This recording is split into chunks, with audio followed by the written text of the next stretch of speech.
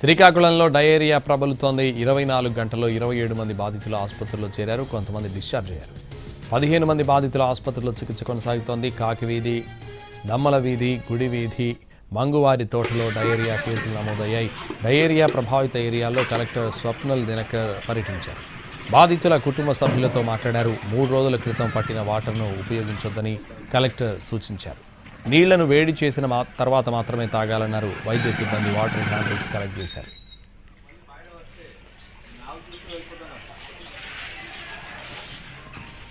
శ్రీకాకుళంలో డయేరియాకు సంబంధించిన మరింత సమాచారం మా ప్రతినిధి విఎస్ నాయుడు అందిస్తారు.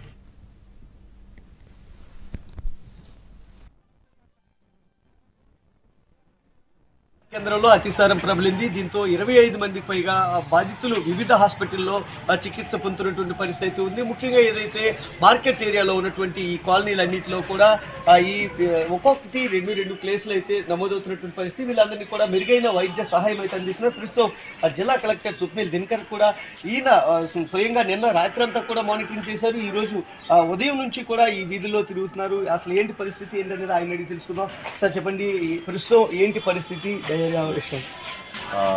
నమస్తే. నిన్నటికి అంటే రాత్రికి మనకి 25 కేసెస్ ఈ ఏరియా అంటే దమ్మల వీధి, కాకి వీధి, గుడి వీధి, అలాగే మనకి మంగువారి తోట ఈ ఏరియా నుంచి నమోదైంది.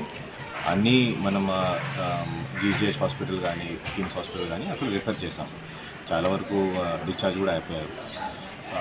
ఇది కాకుండా నిన్న పొద్దున అంటే ఈరోజు తెల్లవారి ఒక 4:30కి 2 కేసెస్ వచ్చింది.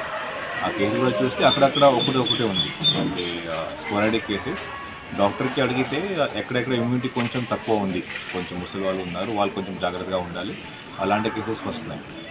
ఇప్పుడు కూడా నేను ఒక ఇంటికి వెళ్ళి చూస్తే అక్కడ కూడా ఆల్రెడీ పడుకొని ఉన్నారు, బెడ్ మీదనే ఉన్నారు. బట్ కానీ నిన్నటి నుంచి కొన్ని వామిటింగ్ అయింది. కాబట్టి ఎందుకని మనం జీజీహెచ్కి షిఫ్ట్ చేస్తాం. ఎందుకు రిస్క్ తీసుకోవాలి? ఇంటి దగ్గర కూడా మనం ట్రీట్మెంట్ ఇవ్వచ్చు, బట్ అయినా సరే మనం షిఫ్ట్ చేస్తాం. సో కాబట్టి 25 ఇంకా ఇక్కడ 2, సో 27 కేసెస్. సో అన్ని స్టేబుల్గానే ఉన్నాయి, ప్రాబ్లం ఏం లేదు. సార్, ఎలాంటి చర్యలు తీసుకుంటున్నారు? ఇప్పుడు హాస్పిటల్ కానీ ఇక్కడ గ్రౌండ్ లెవెల్లో కూడా వాటర్ ఇష్యూ కంటామినేషన్ అయింది. సో ఇప్పుడు మనకి టెస్టింగ్ కోసం మనం వాటర్ పంపించాం. వాటర్ ఉందా లేదా మనం ఒకటి చూసుకోవాలి. బట్ కానీ ఈ దమ్మల్ వీధి ఒకటి ఉంది, అక్కడి నుంచి మ్యాక్సిమం కేసెస్ వస్తున్నాయి. కాబట్టి అక్కడ వాటర్ కంటామినేషన్ ఉండొచ్చు. నిన్న మొన్న ఏదైనా వాటర్ పట్టుకున్నారు అంటే నిన్ననే నేను కూడా సొంతంగా చెప్పాను, నిన్న మిక్సీ ద్వారా కూడా అందరికి చెప్పారు, వాటర్ వదిలేమని చెప్పారు. దయచేసి నిన్న పట్టుకున్న వాటర్ మీరు తాగకూడదు. ఏదైనా వాటర్ తీసుకుంటే బయట నుంచి అది కూడా మీరు చాలా బాయిల్ చేసుకొని, చాలా వేడి చేసుకొని అప్పుడు మాత్రమే తాగాలి. అదే ఒకటి ఉంది. రెండోది, ఈ అన్ని మన డ్రైనేజ్ మనం క్లియర్ చేస్తాం. నేను ఇప్పుడు సొంతంగా చూసినా డ్రైనేజ్లో ఇంకా సిల్క్ చాలా వరకు ఉండిపోయింది. సో ఆ స్పెషల్ టీమ్స్ బయట నుంచి కూడా తీసుకుని డ్రైనేజ్ మనం క్లీన్ చేసాం. ఇది కాకుండా ఒక 50 టీమ్స్ మనం ఫామ్ చేసాం.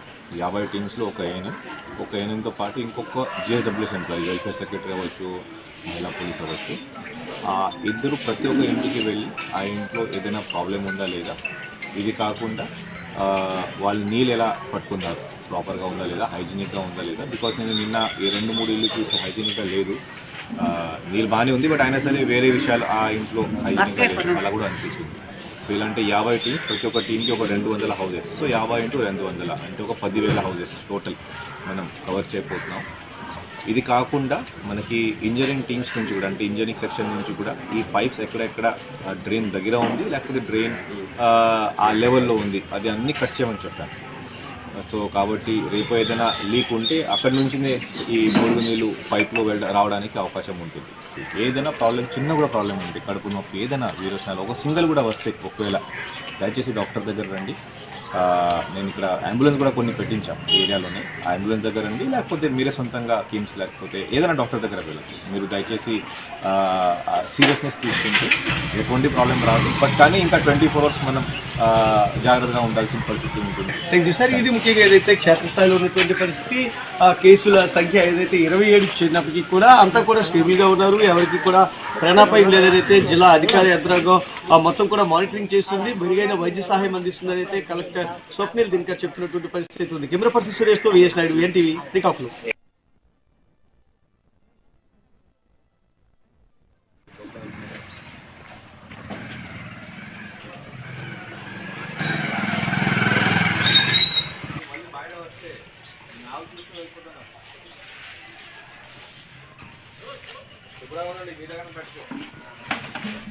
శ్రీకాకుళం డయేరియా కేసుల నమోదుపై సీఎం చంద్రబాబు రివ్యూ చేశారు. జిల్లా అధికారులతో ముఖ్యమంత్రి మాట్లాడారు.